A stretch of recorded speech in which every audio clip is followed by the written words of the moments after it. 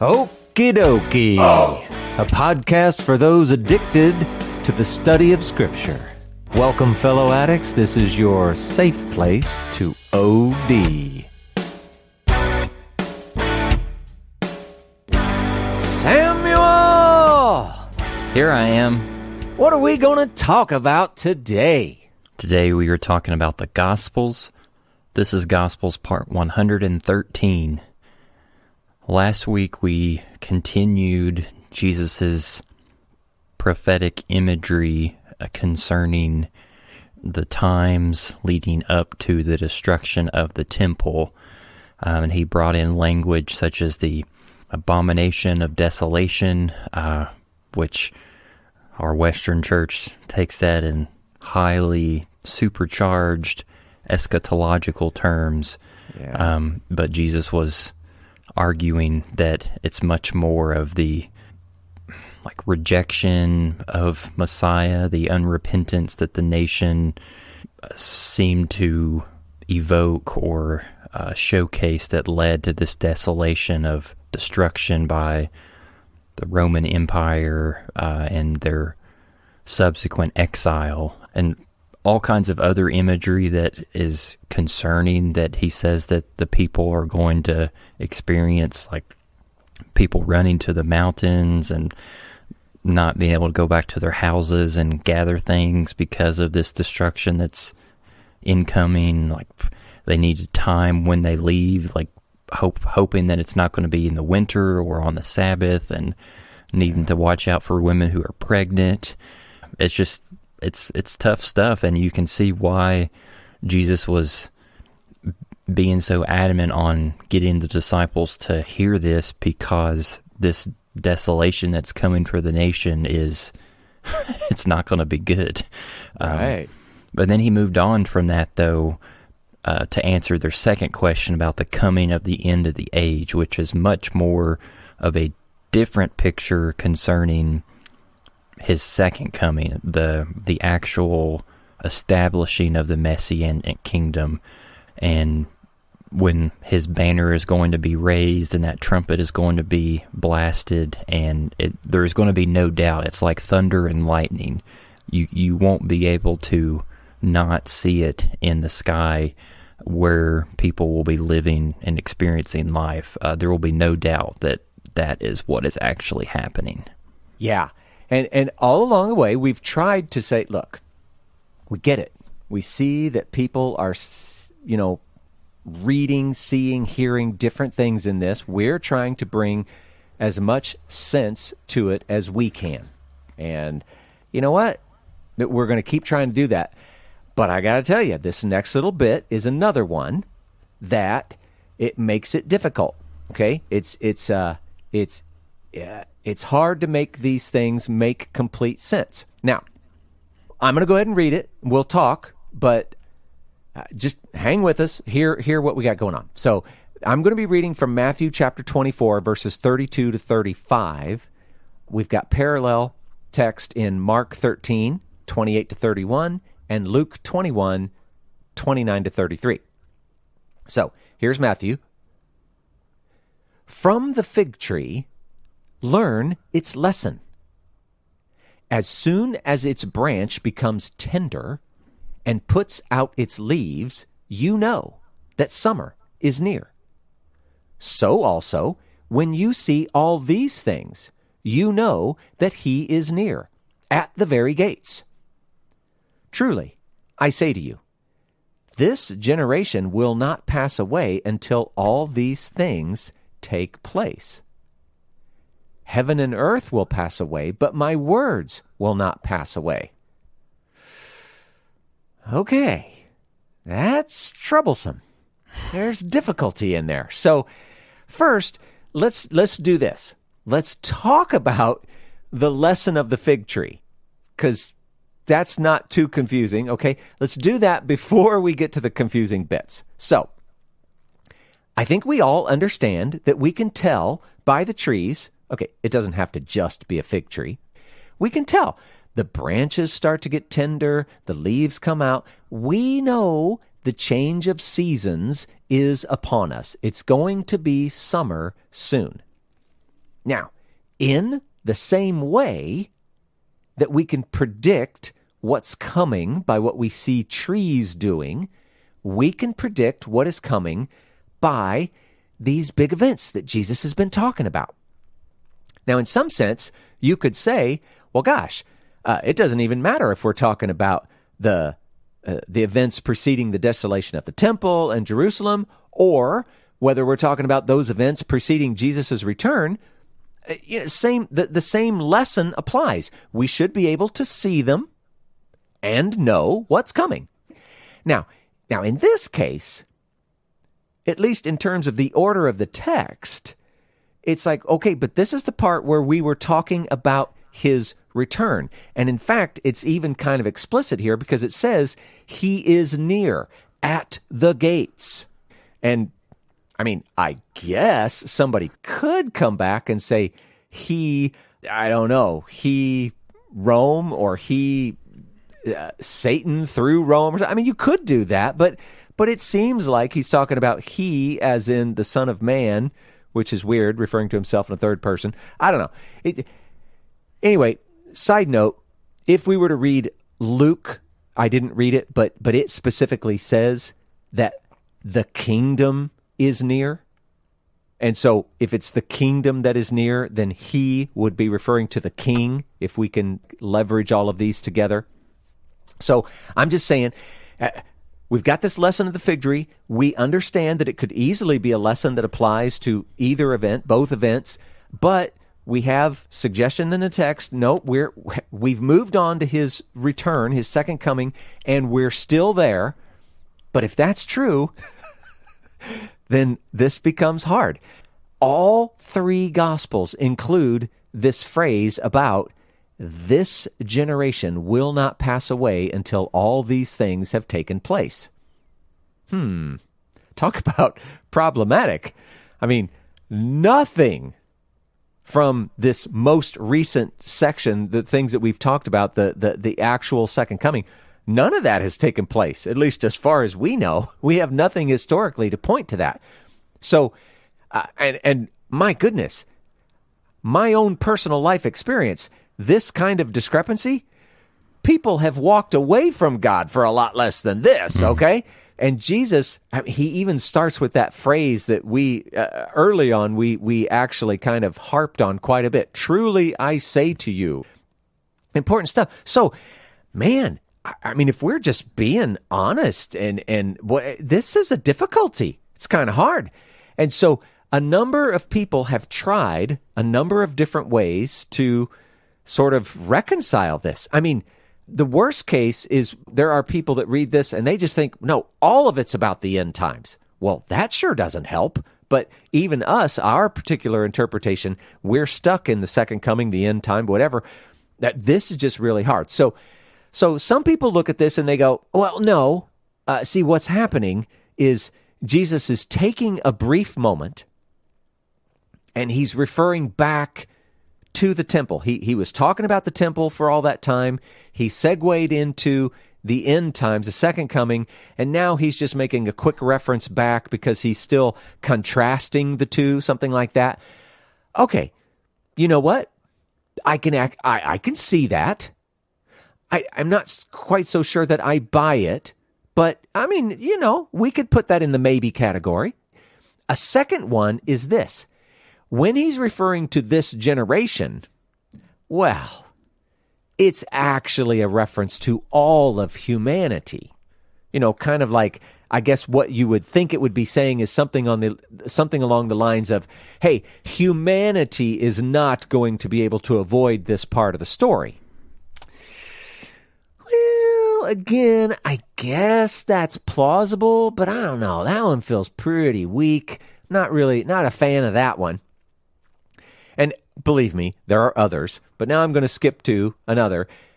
This one says, no, when he uses the phrase, this generation, what he's doing is referencing whatever generation that happens to be living when all of these end times kind of signs begin. So it isn't suggesting that no one will die during the signs, only that the signs and Jesus' arrival, they're going to occur within a generation. That Greek word, outos, I think it's pronounced. I don't know. I could be wrong. The basic meaning is this, that, these, those, them, whatever. It could work that way. It could say that, no, look, them, they, that generation, the one that's living then. See, the idea is that when Jesus is speaking of the destruction of the temple, he uses the phrase, this generation.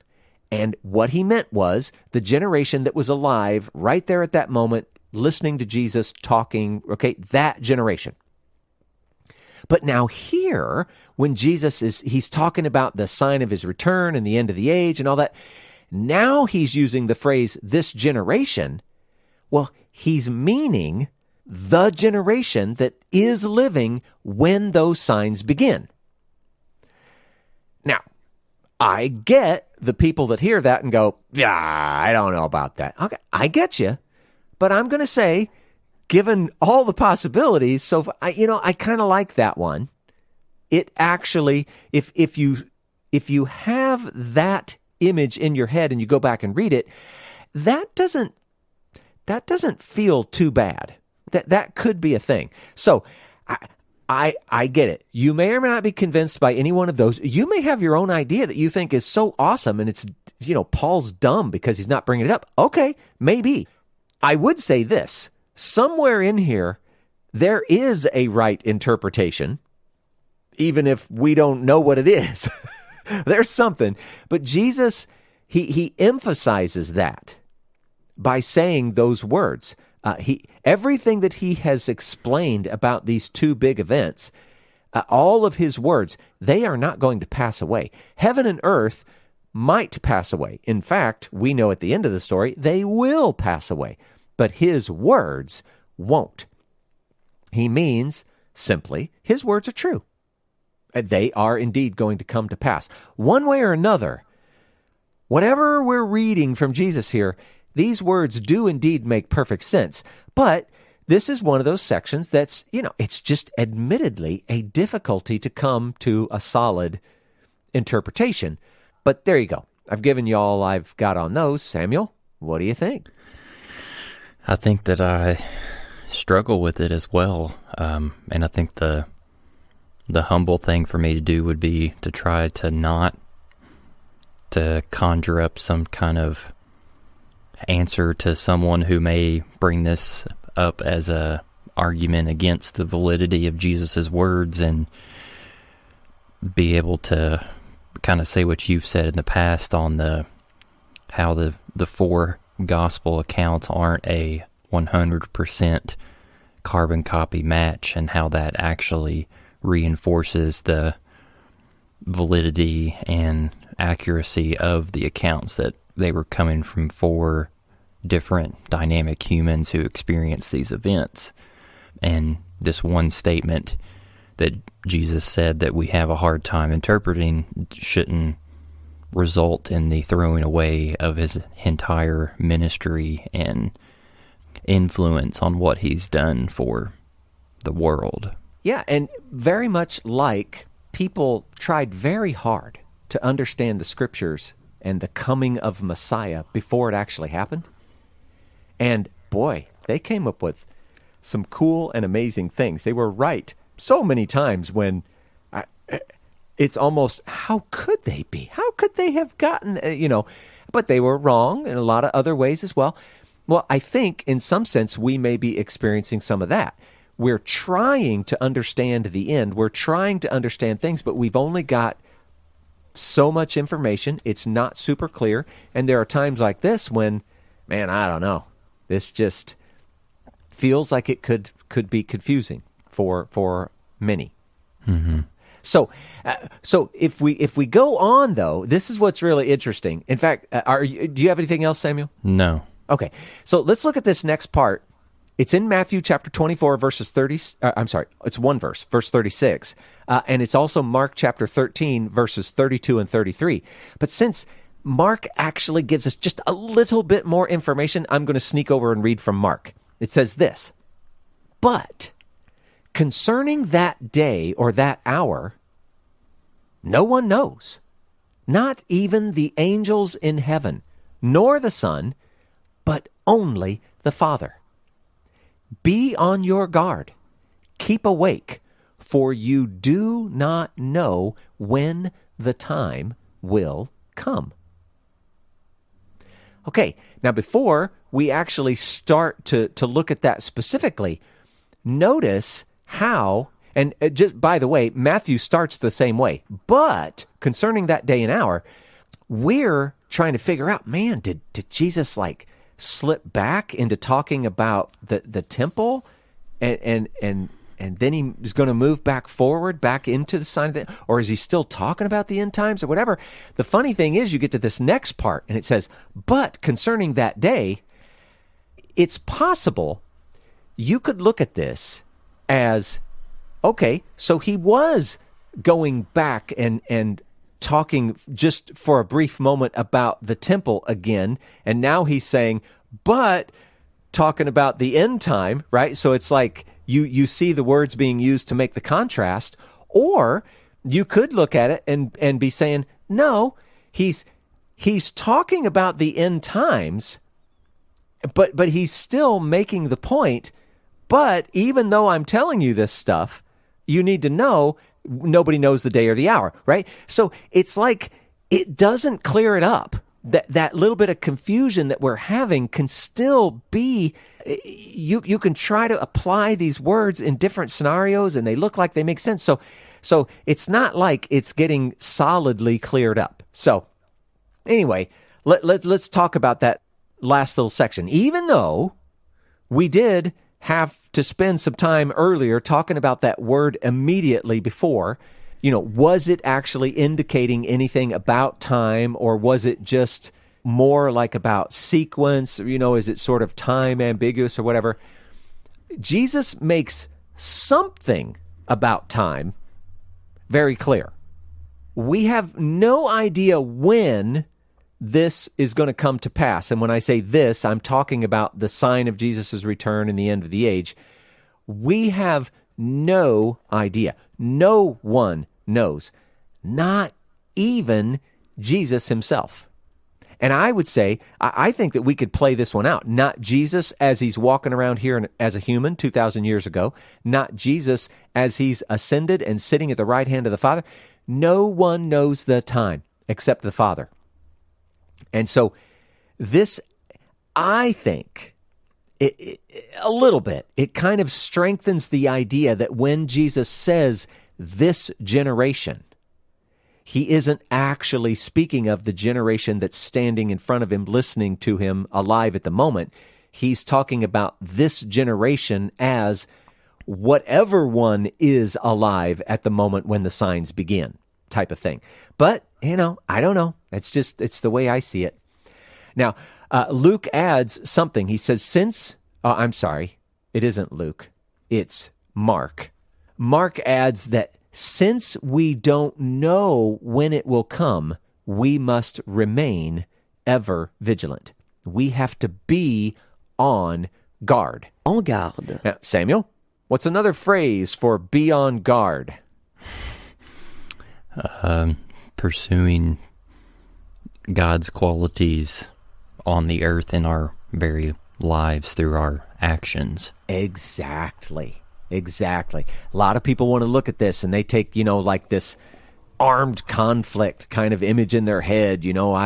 I've got to be a prayer warrior and I've got to, tear down all these strongholds, whatever. En garde. I mean, good for you if that's your thing and you're doing it. I'm sure we need everybody doing their part. But in this case, be on your guard. It's talking about pursuing righteousness, pursuing his will. And what else does he add? And keep awake. And that is, be aware of what is going on around you. Now, earlier, I'm sure you remember this, talking about the lightning. It sounded like we couldn't miss it. So why do we have to be vigilant? Because the ultimate goal isn't to simply recognize it when it's happening. That's not the point. I mean, it's great that we will be able to easily recognize it when it's happening, but the real goal is to be on the right team when it happens. You don't want to be caught up being the one that the birds are eating. You know what I'm saying? You want to be the one that's gathered in. That's what we should say. So we should be more interested in the work and the life of the kingdom than we are in the schedule of the kingdom. That's all I'm saying. So anyway, anything, Samuel? Yeah, I really like Mark's addition of verse 33 because I argue that it is in line with the Jewishness that Jesus was accustomed to. He lived his whole life with. And what I mean by that is I've been reading a book in my spare time. It's kind of like a survey or a summary of all the major tenets that are in the Talmud. And there was this one section where the writer was talking about the relationship between this idea of the fear of the Lord and God's omnipresence.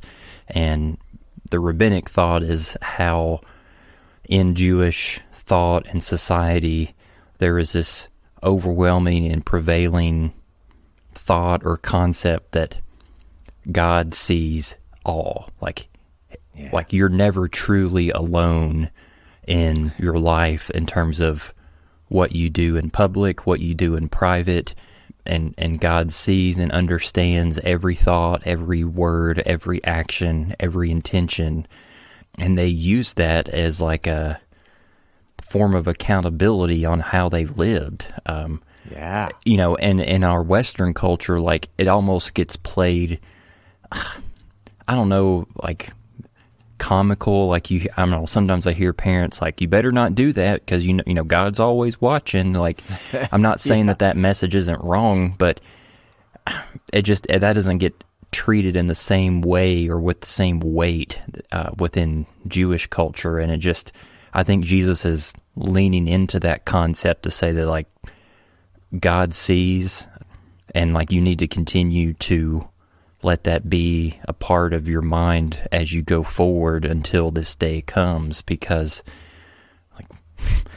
like no one's going to be batting an eye or turning their head before all these events take place. Like the accountability is going to stay steadfast from now until the end of the age. Yeah, that's really good. It reminds me of kids and Santa Claus. You better be good.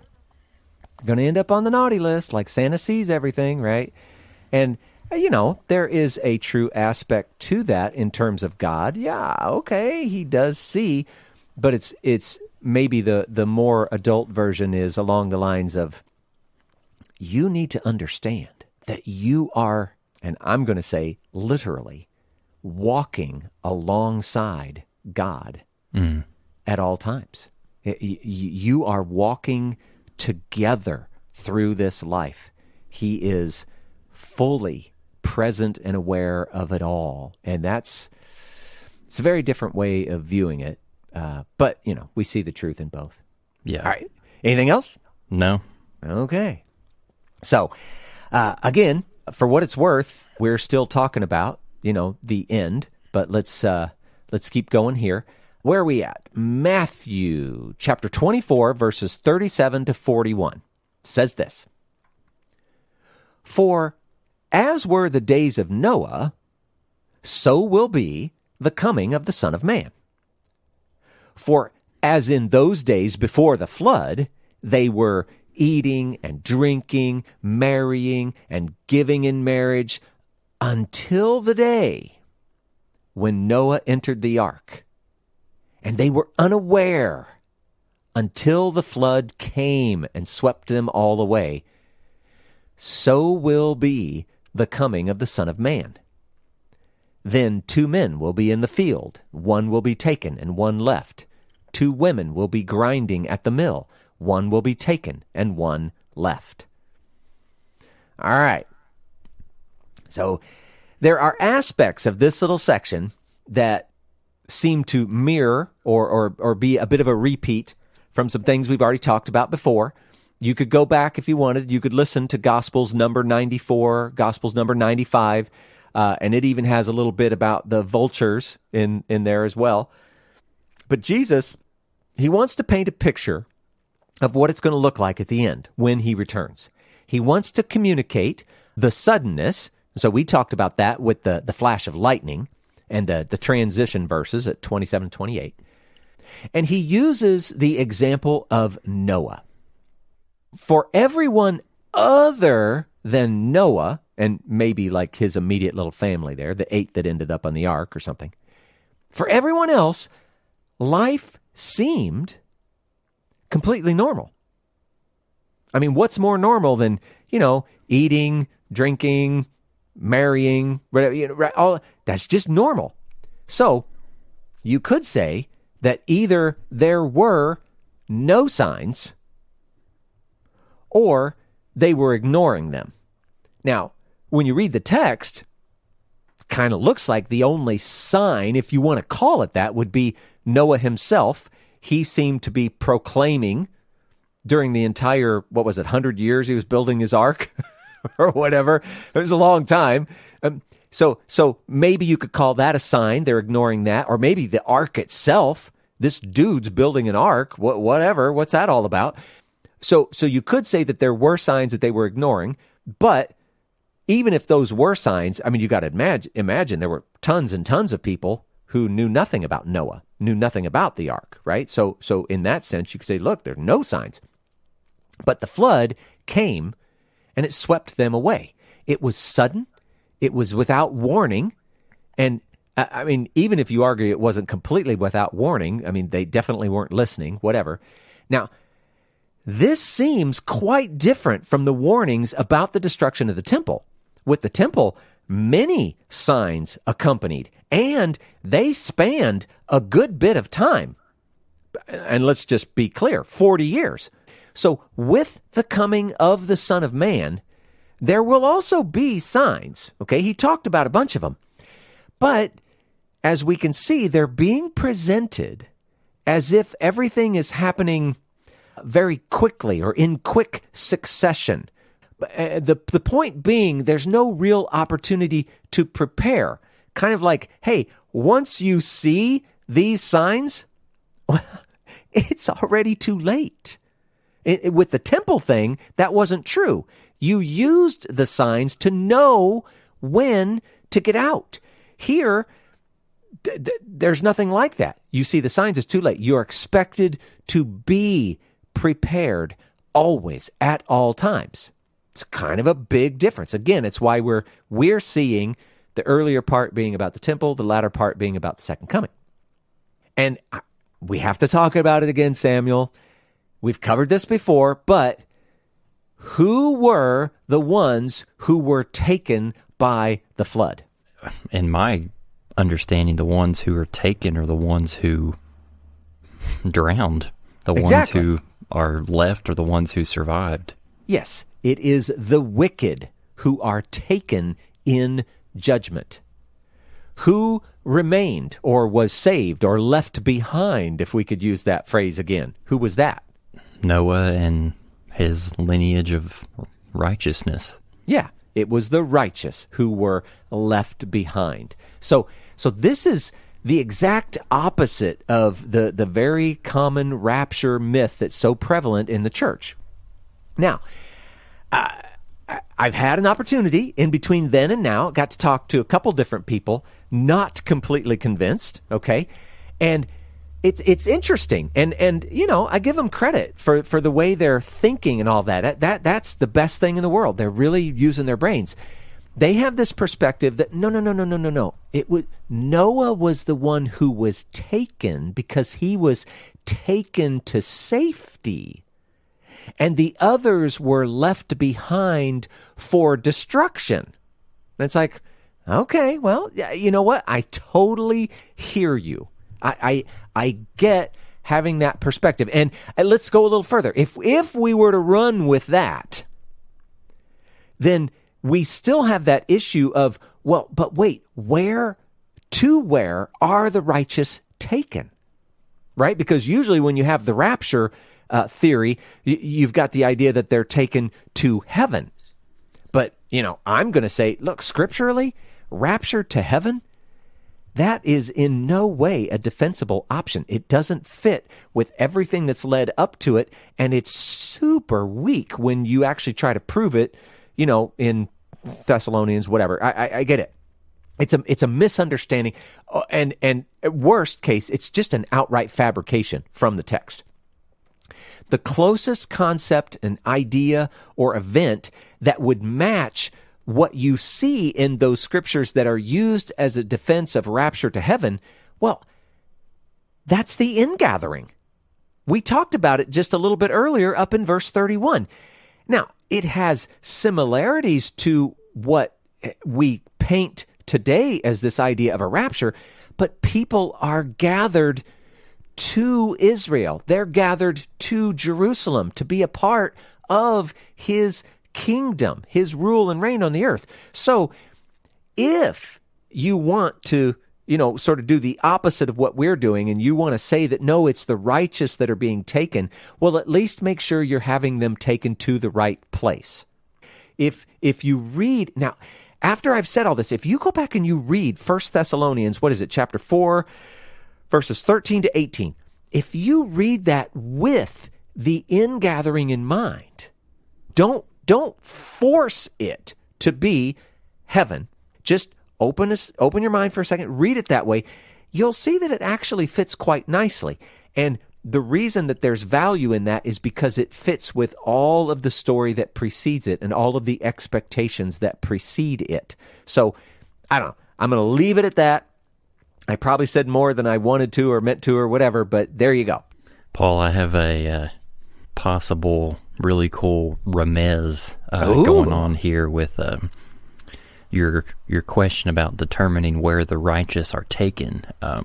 So I'm thinking about this connection that Jesus is making between the imagery going back in Genesis with the story of Noah, the flood, and the ark, and then the establishing of the literal messianic kingdom on earth.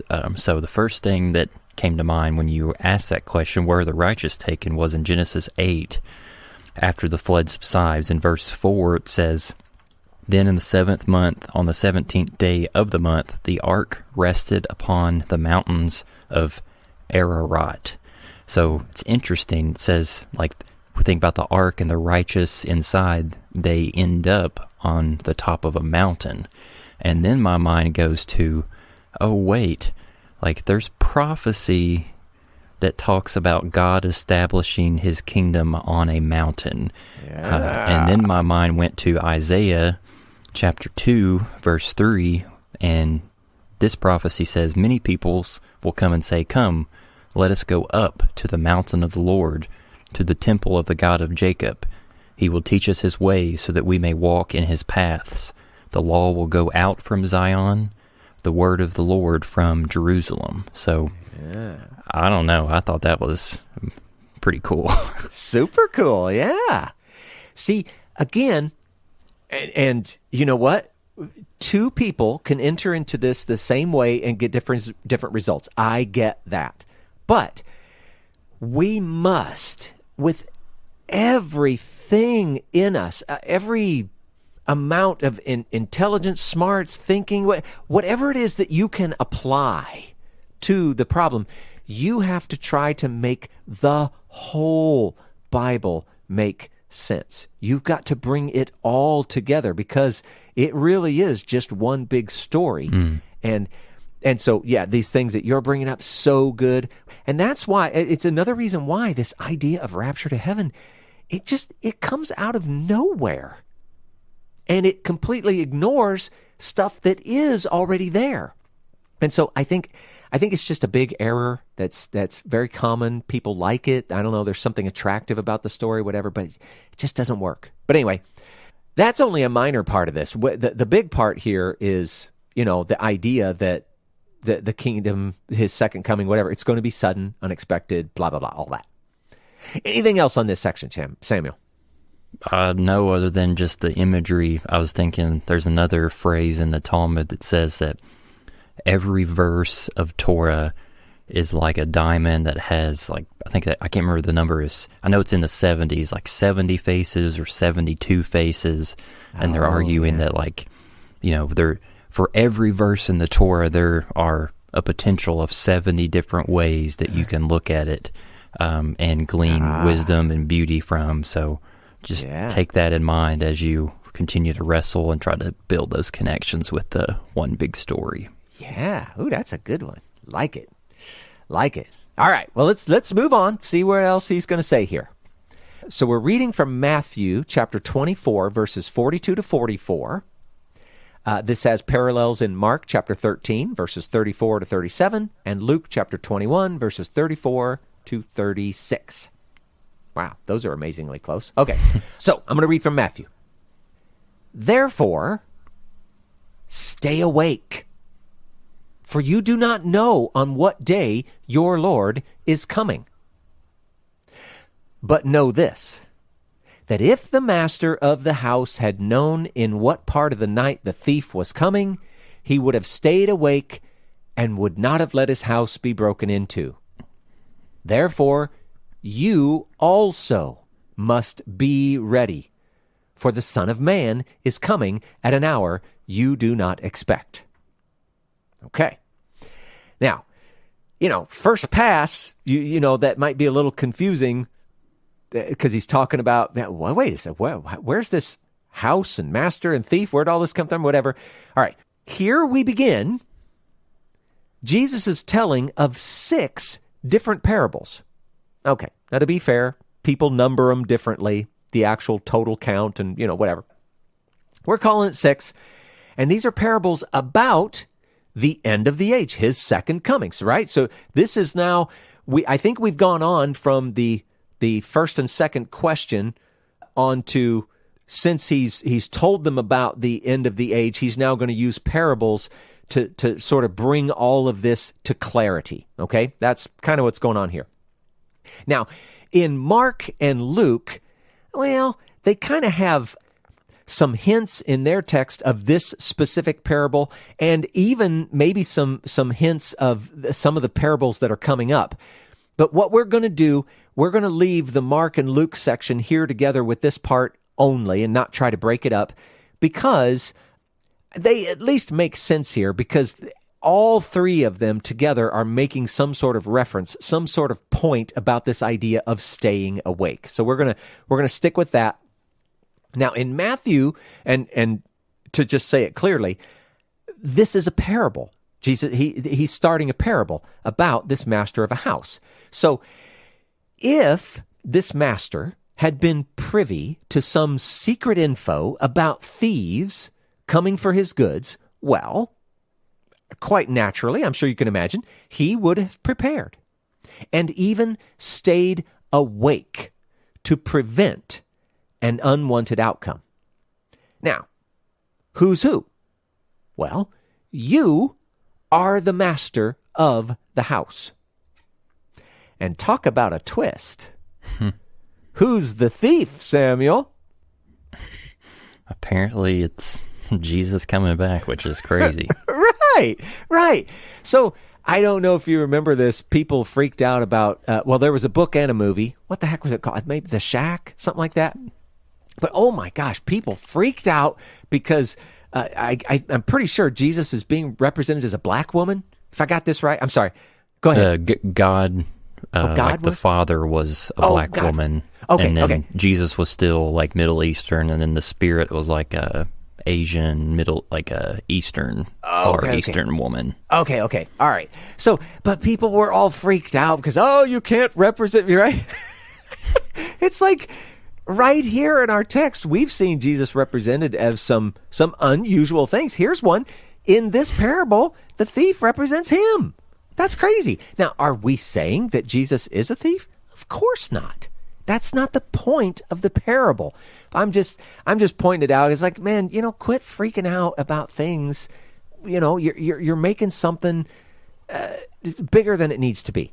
But You can read about this idea of a thief coming. 2 Peter chapter 3, verse 10, 1 Thessalonians chapter 5, verse 2, Revelation chapter 3, verse 3, Revelation chapter 16, verse 15. It's a theme. It keeps showing up, okay? So don't be too freaked out by it. Now, in Mark's telling, Mark has a man with servants, and each one is given charge over something, including a doorkeeper. So in his version, it's the doorkeeper that has to stay awake, and you'll see that kind of alludes to something coming up. But the doorkeeper always has to be ready for his master's return. And of course, we think of Jesus' second coming, and then other people, you may think it's God, you may think it's Jesus, whatever, but you are the doorkeeper, and you're waiting for God or Jesus, right? You got to be prepared. Keep your eyes peeled. Now, Luke, he talks a little bit about people who are being distracted by the cares of life, as if that too is some form of sleep, which, if you think about it, that actually makes some sense. If we're supposed to be awake and vigilant about God and the kingdom and his will and righteousness and all of that stuff, but instead you're kind of, distracted by the cares of this world, it's like you're lulled into something other than what you're supposed to be interested in. And so instead of being awake, you are asleep, that kind of thing. So he warns that they must stay awake so that they might stand before their master. Again, Jesus, whatever. Now, Luke, he also addresses the signs that accompany the end. He mentions that they are sudden, right? So that's it's going to be a continuing theme.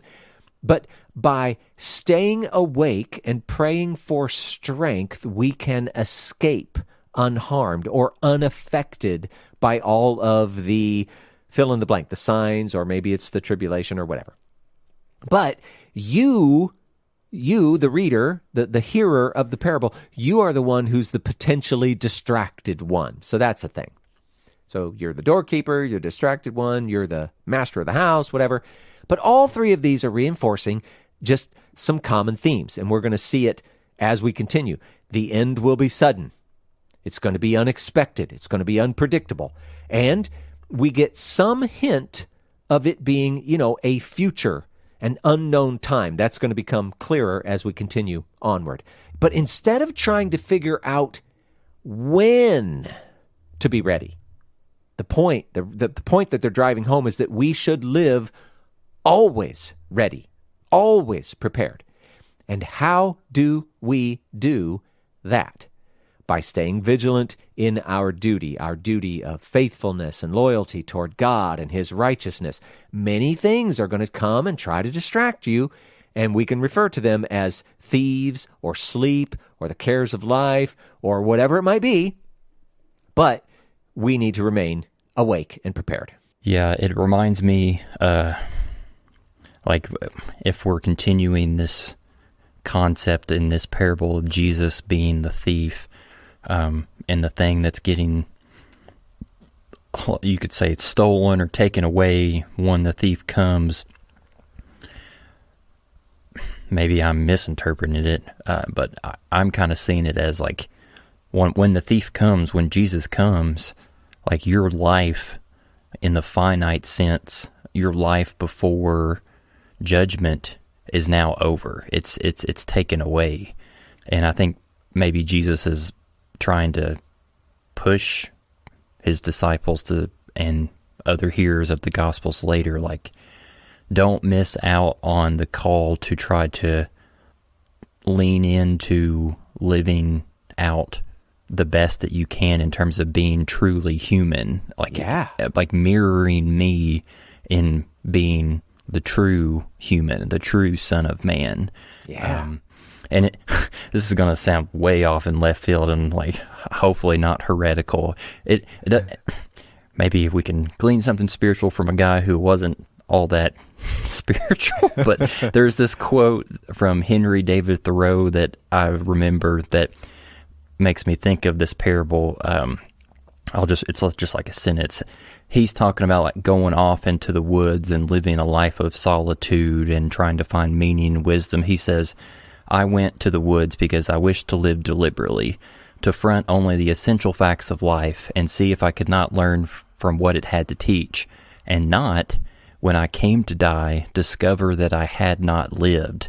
And that last part just makes me think, like, Jesus does not want our reality to be like when he comes, when the thief comes, this realization like, oh my gosh, like my whole life went before me and I actually did not live to my potential. I did not lean into the humanity that he was calling me to.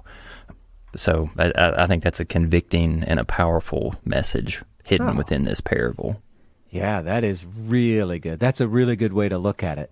That's also, there's some similar kind of line from the Braveheart movie, something like that. Not all men die, but not all men truly live, or something like that. I don't remember what it was. But yeah, that's good. And when you translate that to, and what is living really about? It's about trying to image him. That's what we were created for. And if we don't do it, could we be surprised at the end going, uh-oh, I thought I was in, but I haven't done anything, on his behalf, whatever. It's good. Anything else? No.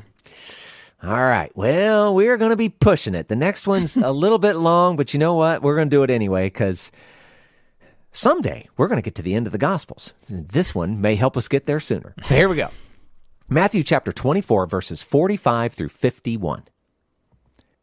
Who then is the faithful and wise servant, whom his master has set over his household to give them their food at the proper time? Blessed is that servant whom his master will find so doing when he comes. Truly, I say to you, he will set him over all his possessions. But if that wicked servant says to himself, my master is delayed, and begins to beat his fellow servants, and eats and drinks with drunkards, the master of that servant will come on a day when he does not expect him, and in an hour he does not know, and will cut him in pieces, and put him with the hypocrites. In that place there will be weeping and gnashing of teeth. Ouch. Or possibly gulp. I mean, that's pretty rough. So in parable number 2 here, now we could say that Jesus, or some people like to say God, whatever, is the master, and you are the servant over the household, the one that's supposed to feed the others. So your duty in the parable is to give them their food at the proper time. It's a very interesting phrase. And this is alluding to how we all, as a united body, must care for one another. You, as a servant of God, you may have a different looking life and a different set of people and all that than someone else, but we are to care for one another, for those among us, and in some sense, even for those outside of us, to give them their food at the proper time. Food may refer to like charity kind of things, actual food, clothing, whatnot. It could also mean teaching and instruction and that kind of stuff. So now, whether this is through, I don't know, your own natural gifting, or maybe you get some good training, or maybe there's instruction, we might call that discipleship, or maybe it's just maturity in you through time walking with God, whatever. Okay, some of us are going to do more than others. It's okay. It doesn't mean that someone else is better than another, or that someone is wrong where someone is right. Our life, our walk, it's unique. It's different. So sometimes we receive more care, and sometimes we're the one that's doing more of the caring. But the point is, we're just addressing those entrusted to us. So the first of 2 contrasted outcomes is the servant who does well. He's the one who properly cares for the other servants. He fulfills his potential to some degree. And that goes to what you were just talking about, Samuel, that being truly human, right? He will be blessed by his master and rewarded with even more responsibility. Side note, yeah, that's actually a reward. But let's go on. Over all his possessions, it makes sense, in the parable, right? You were over some of the other servants, whatever, the other help, whatever you want to call it. Now he's going to put you over all of his possessions. So in the parable, that totally makes sense. Now, if you try to translate that to God, okay, there's a little bit of hyperbole there. You're not going to be put over all of everything that God has. I mean, Jesus filled that role, but we won't. He's being, I guess you could say in some sense, when we partner with him in rule in the kingdom and the world to come, maybe in that sense, it could be true, but whatever. The point is, he's being responsible in the absence of direct supervision. What did we call that in the past, Samuel? I actually don't know. The journey parable. Oh, okay. Yeah, Gotcha. yeah. So now there's an alternate outcome, and it's when the servant does not do well. He thinks he is not seen because the master is away. And we talked about that not long ago, right?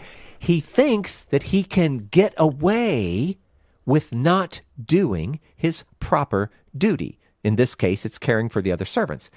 But he thinks he can do it because the master is away.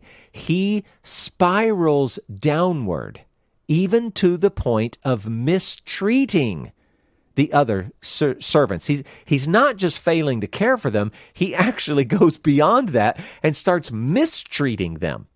He abuses his power and authority.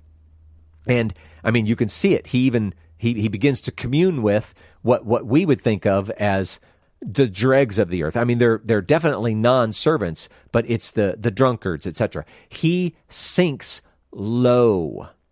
And again, it goes back to that. He thinks that he's not walking side by side with God through this whole thing. It's very amazing. So now, again, aligning this with the running theme that we have already seen, and we're going to see more of, whether you are the servant who does well or not, the master, let's say Jesus, returns at a time that is unexpected and unpredictable. Now here, we also seem to get more explicitly this addition of the idea that it is a long delay. Now, for the servant who does not do well, this results in punishment or judgment. It says that he's cut in pieces, or another way to translate it is that he is cut in two. I don't care how many pieces it is. It's quite severe, okay? Now, it would be hyperbole in the sense that, okay, not everyone who's going to end up in this role of being the wicked servant, okay, they're not going to literally all be cut into pieces. It's not speaking that way. What's being communicated is the sincerity of the judgment and the severity of the judgment. That part is going to be accurate. There's going to be death and there's going to be punishment in Gehenna. Paul, why do you think it's Gehenna? It's not literally listed in the text. Well, I'm making that leap because of the phrase weeping and gnashing of teeth. We've seen it be associated with Gehenna before, and we probably, maybe before we're done, we may even see it again, but whatever. I'm saying that's Gehenna. That's why. Now, interestingly, this wicked servant is being placed with the hypocrites. And that is to say that they will have the same end as the hypocrites. Now, who has famously been called hypocrites by Jesus, Samuel? Pharisees. Yeah, some of the Pharisees. And we saw it especially in the 7 woes. We just went through a bunch of those, right? And so you're going to be placed with them. You're going to have the same end as them. So, this seems bad all the way around. So that's all I got on that one. What do you got, Samuel? This is going to make it sound like I don't agree with you in something, but that's not what I'm saying, because I definitely can see where this could be Gehenna with the weeping and gnashing of teeth imagery, but part of me also thinks about this whole overarching idea that we've talked about today concerning the ingathering with the Messianic kingdom, and how we talked about previously how Gehenna, weeping of gnashing of teeth, it's referring to, the imagery is referring to an actual place in Jerusalem or outside of Jerusalem where they took their trash, where the poor lived. Like the smoke and the stench would make you want to weep and gnash your teeth. And right. Part of me wonders if there could be this potential imagery of, within the ingathering, you have these people who have been brought from the four corners of the earth to Jerusalem to be able to relish and celebrate the beauties and the joys of God returned, through King Messiah on the earth. Right. But then there are also people who are still there who are not given invites into that ingathering, and they're sitting on the outside looking in, wishing that, the realization, that thunder and lightning, like, oh crap, like all this stuff that I had heard or people had talked to me about is actually true. Now it's too late. Like I'm getting to see the goodness of God, and now I'm not going to be a part of it. I'm on the outside looking in. To me, that I'm just saying that could be another option as well. Yeah, that's right. They could end up, sort of in that party of those who are the big banquet for the birds. Yeah. Yep. Right? So, I totally get the connection that you're seeing, and I think it's good. I think it enhances, our view, our imagery of what's going on here. So, yeah, that's good. I like it. And it fits with, if you look back at verse 31, I mean, it doesn't explain the cutting into pieces part, but at the end of verse 51, where it says, and we'll cut him into pieces and put him with the hypocrites, like what you had said previously. It's like those people are being put in a separate camp to themselves, those that refuse to believe and repent and pursue righteousness. Yeah, no, that's good. That's good. Yeah, it's as interesting as all these things are, you pull it back and you go, okay, so super, super simple, kid-like takeaway. What is it? Well, be prepared, be ready. Yeah. That's it. That's all this is about. But it's important that we see all this imagery. I mean, Jesus is sharing it. He wants people to understand the emphasis on what's at stake here. This is life and death. And, there's such a difference between people who talk about situations that are life or death and how people actually respond or act or behave in a truly life or death situation. And I think part of what's being done here, what's trying to be communicated, is to say, look, you need to view this like it's actual life and death, because it is. It's not just your life here on the earth. We're talking about eternal life and eternal death. This is a big deal, and you need to give it its proper weight or whatever. But yeah, good stuff. But that's two of the parables. We got 4 to go. Wow. Yeah, but we're not going to do them on this episode. Yeah. If our listeners could see my video screen right now, they would see me holding up 3 fingers in the air saying, always be prepared. I hope people got that reference. Yeah, you know what? We're not even going to tell them what that is. We're going to make them either search or just know. But yeah, that's a good one. Always be prepared. So, you know what? Let's be done for now, and then we'll pick up the parables in the next episode. Okie dokie. Thanks for listening to the Okie Dokie Most podcast. Don't forget to subscribe so you never miss an episode. And be sure to leave us a rating and a review to let us know how this content is impacting your life. You can find out more information about the podcast at www.okiedokimos.com. And if you'd like to send us an email, please message us at okiedokimos@gmail.com. And until next time, we pray that you will do your best to present yourself to God as one approved, a worker who has no need to be ashamed, rightly handling the word of truth. We'll talk to you again soon.